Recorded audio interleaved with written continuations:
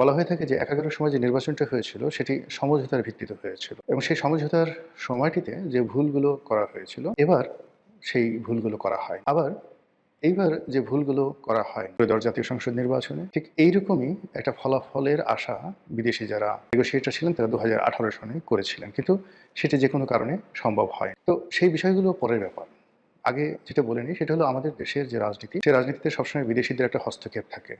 সেই রাজনীতিতে বিদেশির প্রভুদের প্রভুত্ব থাকে, সেনাবাহিনী, পুলিশ বাহিনী, অর্থবিত্ত, আমলা, হুন্ডা, গুন্ডার একটা প্রভাব থাকে। আর বিশেষ করে সেই যে সামরিক শাসনের আমল, সেটা খন্দকার মোশতাকের সেই সামরিক শাসন বলেন কিংবা ধরুন জিয়াউর রহমান সাহেবের সামরিক শাসন বলেন, ঠিক সেই সময় থেকে নির্বাচন যেভাবে ম্যানুপুলেট হতো, যেভাবে হা না ভোট, যেভাবে ঠিক রাতের ভোট, দিনের ভোট, গৃহপালিত বিরোধী ইত্যাদি যে সংস্কৃতিগুলো, একটা অপসংস্কৃতি বলা হবে, সংস্কৃতি নয়, যেগুলো চালু হয়ে আসছে আমাদের দেশে, এটা তো থামছে না। সেই তুলনায় যদি আপনি ধরেন যে ১৯৭০ সনে মার্শাল অ্যাডমিনিস্ট্রেটর ইয়াহিয়া খানের জামানাতে যে নির্বাচনটি হয়েছিল এটা ওয়ান অফ দ্য ফাইনেস্ট। আবার পাকিস্তান জামানাতে যেটা ১৯৫৪ সনে নির্বাচন হয়েছিল, বাংলাদেশে যদি সত্যিকার অর্থে কোনো অংশগ্রহণমূলক উৎসাহ এবং উদ্দীপনার সঙ্গে প্রতিযোগিতার সঙ্গে কোনো নির্বাচন হয়ে থাকে সেটা হলো 90। আর বাকি যে নির্বাচনগুলো, প্রায় সব নির্বাচনগুলো কিন্তু হুজুগে হয়েছে। ১৯৭৩ সনের যে প্রথম সংসদ নির্বাচন হুজুগে হয়েছে, ৭৯ সনের সংসদ নির্বাচন, রাষ্ট্রপতি নির্বাচন, হানের নির্বাচন, ৮৬, ৮৮, বোগাজ নির্বাচন, শুধু ৯১, ৯৬, ২০০১ এই তিনটি নির্বাচনে যে অনিয়ম বা যা কিছু আছে এটা একেবারে সীমিত। বলা হয়ে থাকে যে স্বাধীন বাংলাদেশে মূলত ৯১, ৯৬ আর ২০০১ এই তিনটে নির্বাচন ছাড়া বাকি নির্বাচন নিয়ে বহু প্রশ্ন আছে। আমি ২০০৮ সনের নির্বাচনে সংসদ সদস্য হয়েছিলাম। আমার ওই এলাকাতে প্রতিযোগিতা ছিল, কিন্তু এখন অবস্থার দৃষ্টিতে যেটা মনে হচ্ছে যে গলাচিপা ১০ মিনিটে যে প্রতিযোগিতা ছিল বা ভোট ছিল এটা সারা বাংলাদেশে এই দৃশ্য ছিল না। আমরা ২০১৮ সনে, ২০১৪তে, ২০২৪ এবং এই যে ২০২৬ যে দৃশ্য আমরা দেখেছি নির্বাচনের ফলাফলের ক্ষেত্রে, এটা সে ২০০৮ থেকে ধীরে ধীরে ধীরে ধীরে শুরু হচ্ছিল, কখনো নির্লজ্জ, কখনো প্রকাশ্য।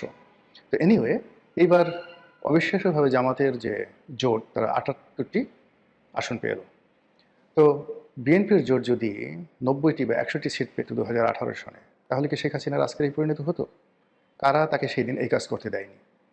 তো এই যে এরকম অনেকগুলো প্রশ্ন। আর এখন যে দৃশ্যগুলো আমরা দেখতে পাচ্ছি, কেউ শেখ হাসিনার সঙ্গে এই মুহূর্তে নেই।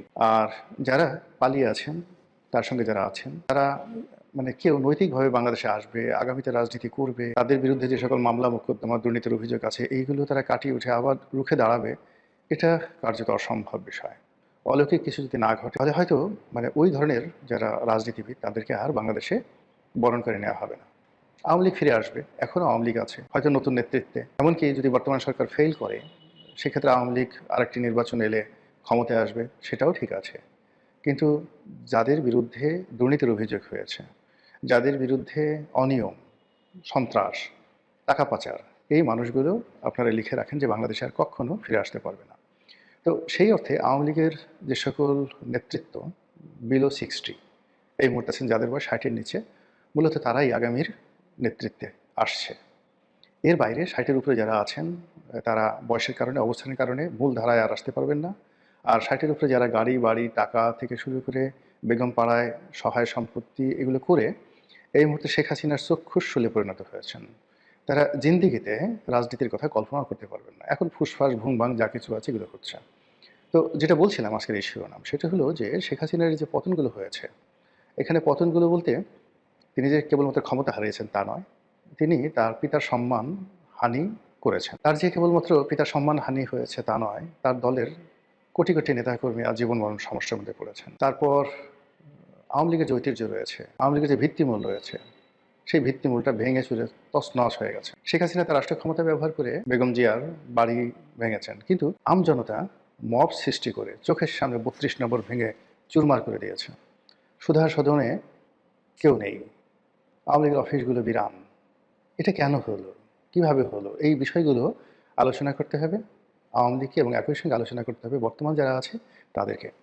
এর কারণ হলো যে, যে ক্ষত সৃষ্টি হয়েছে, যে দায় সৃষ্টি হয়েছে এই গত ১৭ মাসে কিংবা আওয়ামী লীগের ১৬ বছরে, সেই ক্ষতগুলো যদি বর্তমান প্রশাসন তারা যদি সেগুলো ধীরে ধীরে কাটিয়ে উঠতে না পারে, তাহলে একই পরিণতি তাদের জন্য অপেক্ষা করবে আগামী। ঘটনা যাই হোক না কেন, গত ১৭ মাসে যে দায়, সেই দায়গুলো জামাতকেও নিতে হবে, বিএনপিকেও নিতে হবে, এনসিপিকেও নিতে হবে এবং ডক্টর মোহাম্মদ ইউনূস তো